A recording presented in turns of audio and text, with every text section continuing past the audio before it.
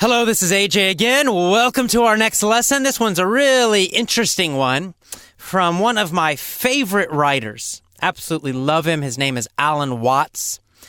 He actually died back in the 70s, but just an amazing man, so intelligent and also quite funny, actually. Just a great sense of humor. And Alan Watts is a very interesting guy. He was one of the first Western people, meaning American or European, to learn about Eastern spiritual practices, Eastern religions. So he studied Buddhism, Taoism, and Hinduism. Most especially Buddhism. He was a Buddhist. He became a Buddhist. And then he came back. For example, he lived in Japan, actually, for several years and learned Buddhism there in a monastery. And then he came back, and then he wrote in English about these religions. The other interesting thing about him is that he was a Christian minister before he became a Buddhist. I believe he was Episcopalian, which is a kind of Christian, but he was a minister. He was a preacher. And so the very interesting thing about Alan Watts is that he has a great understanding of both the Western and the Eastern religious practices, religious beliefs, and not just the normal kind of religion, just go to church and pray and read your little book, but really the deeper meanings of both Christianity, Buddhism, etc. And he has a great way of teaching Eastern religions, especially Buddhism and Taoism, to Western people in a way we can understand. So anyway, and he's also just a really funny, interesting guy and a very intellectual guy, very intelligent. So this is from one of his books about Taoism. Now, Taoism is actually spelled with a T, Taoism, but it's pronounced Taoism like it's a D. Why is that? Because English spelling is crazy. English spelling, as you already know, is very difficult, and there's no logic about it, or very little logic about it. So it's spelled with a T, but pronounced as a D. I don't know why. Why didn't we just spell it with a D? I don't know. It comes from, Chinese words, so I guess they wrote it, they heard it wrong, and I don't know. Anyway, it's pronounced Taoism. And the book is called Taoism, Way Beyond Seeking. Taoism, Way Beyond Seeking by Alan Watts, A-L-A-N, and then his last name, W-A-T-T-S. And by the way, he has a great podcast, alanwatts.com, I believe, is his podcast. So in this book, Alan Watts talks about Taoism. Taoism is a philosophy, not really a religion, I don't think. Maybe it is, I don't know. But in my opinion, it's really more of a philosophy. It's a way of living. It's a philosophy about life. It's a very natural philosophy. The basic idea of Taoism is that you should live in harmony with nature. You should follow nature, be part of nature. And if you live with nature instead of fighting it, your life will be much more successful and happy and easy. It's a little bit like Thoreau's idea. Remember Thoreau, Walden? Remember that lesson? Well, Taoism has a similar kind of feeling. This idea that we don't fight against things. We go with them. We do what is natural. So effortless English, in many ways, is a Taoist kind of English program. Because we're trying to go with your natural brain, right? You're trying to learn in the most natural way. We're not fighting against our brains. We're going with the brain. The brain loves stories, so we use stories to teach English. The brain learns grammar best from patterns and stories, not from rules. So we use patterns and stories to teach grammar. You learn vocabulary best and fastest from stories and from reading interesting articles and books. So that's what we use in our system. So this is the idea. You're not fighting against something with effort, trying. You're doing what is most natural. When you do what is most natural, it's easier and it's more successful. Wow, two great things at the same time. All right. So now this section from his book talks about the subconscious. Remember, we've had this word before. It's the part of your brain that is working all the time, but you don't know. It's the part of your intelligence, your brain, that makes your heart beat. Boom, boom, boom, boom, boom, boom. Right? You don't have to think about it. You don't tell your heart to beat. Beat now, beat now, beat now. Right? It's automatic. Your brain is making that happen subconsciously. Now, you can breathe, for example, consciously or subconsciously. Usually, when you're doing something, you're not thinking about breathing, but you still continue to breathe, right? You're always breathing. You can also think about it, right? You can consciously think about breathing. You can decide, breathe in, breathe out. That's conscious breathing. Subconscious breathing or unconscious breathing, it just happens automatically. You're doing something else, you're not thinking about it, but it still happens. Your brain is still working. So that kind of intelligence, that unconscious, that subconscious intelligence is the most powerful. That's most of our intelligence. Thinking about things with words or consciously thinking, it's very limited. We can only do a little bit with that. We think that's so great, and that's what we always focus on. And our schools are always about conscious learning. We analyze. We think about the little parts of things, the little pieces of grammar, the individual vocabulary words. But that's not how the brain works best. So let me read this part from Alan Watts now. Here we go. Now, if you want to find an intelligent solution to a problem, your brain can do the work. You have all the necessary intelligence inside of your skull.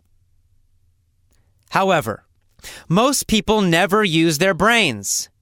They use their conscious minds instead. And they use their conscious minds the same way they use their muscles. You can strain your head just as if it were a muscle. You can work very hard trying to find a solution. But it doesn't really work well that way. When you really want to find an answer to something, what you need to do is contemplate the problem calmly. Visualize your question and then simply wait. If you don't do this, if instead you try to find the solution through brute mental strength, you may be disappointed, because any solution that comes in that way is likely to be wrong. But when you have waited for a while, the solution will come by itself, automatically. That is how to use your brain. And it will work for you in the same way that your stomach will digest your food for you, without you having to supervise it consciously. Our attempts to supervise everything consciously have led to consequences that are not good for our stomach. And the reason is quite simple. Conscious attention, which uses and employs words, cannot think of very much. Therefore, we are forced to ignore almost everything else while we are thinking consciously. We think along a single track. But the real world doesn't proceed along a single track. The real world is everything happening all together, everywhere, at the same time.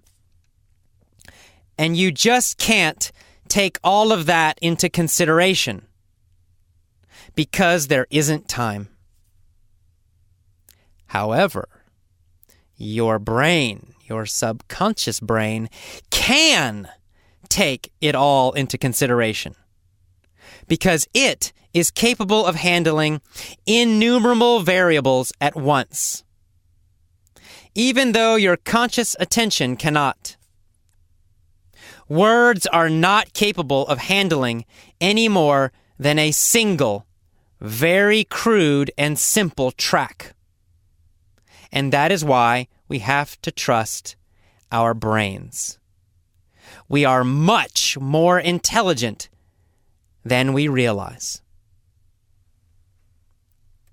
Okay, well, a little bit of a long section there.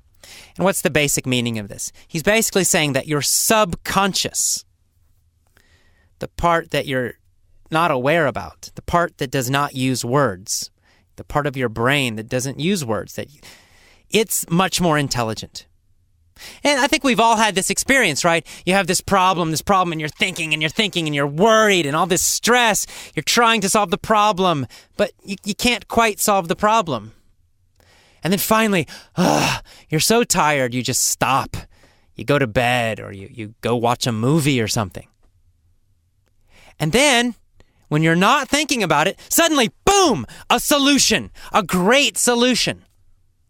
Right? Your brain, your subconscious brain is thinking about it then. Finally, you let your subconscious brain work, and it gives you the answer. It gives you a fantastic answer. So that's just one small example. The point is, you must let your subconscious brain do its job. You have to trust it. It's far more intelligent than your conscious brain is. Now, of course, as I was saying already, this is key to learning English. It's key to the effortless English system. This is the foundation. This is the most important idea that we use with effortless English. We are teaching you English with your subconscious brain. We are teaching to your subconscious brain. If you start thinking about it, if you try to study grammar rules, for example, you're going to destroy what I'm doing. You're going to destroy your subconscious brain. You're going to turn it off. You're going to block it by thinking, and studying all these grammar rules. Your grammar will not improve quickly. So you must use our system. That's why I'm always telling you, don't study grammar, because we designed the system, I designed the system, to teach your subconscious brain. If you trust me, if you use the system exactly as I tell you, you will succeed very quickly. You'll be surprised. But you must do it. If you try to use my system and also study grammar, well, it's not going to work very well. You're going to learn more slowly. If you try to use my system and also try to memorize single individual vocabulary words using a vocabulary textbook, you're going to hurt my system and you're going to learn more slowly. If you try to use textbooks or normal English classes, and do my system at the same time, you can do that. It's your choice, but you will learn more slowly. So please follow my system completely, 100%. Just try it for 6 months. You do all of these lessons. After, you can do something else if you want. It's your choice. But I don't think you will, because you'll see the result. But you must use the system exactly as I tell you. One lesson set for one complete week. Only listening. Don't try to memorize. Don't try to think about the rules or why this or why that. Don't think about that. Just listen and enjoy. Listen and enjoy. Listen a lot. Enjoy. Smile. And in the mini stories, answer the questions quickly. That's all you need to do. If you do that, then you're going to start doing what Alan Watts has described. Your subconscious brain will just start to remember English. You'll remember the vocabulary words. You'll start speaking. It comes out. You won't try. You will naturally start to speak more correctly, more quickly. Your pronunciation will naturally improve. You'll understand more English faster and faster without trying. So it's the Taoism approach to learning English. All right, I will see you next for the vocabulary. Bye-bye.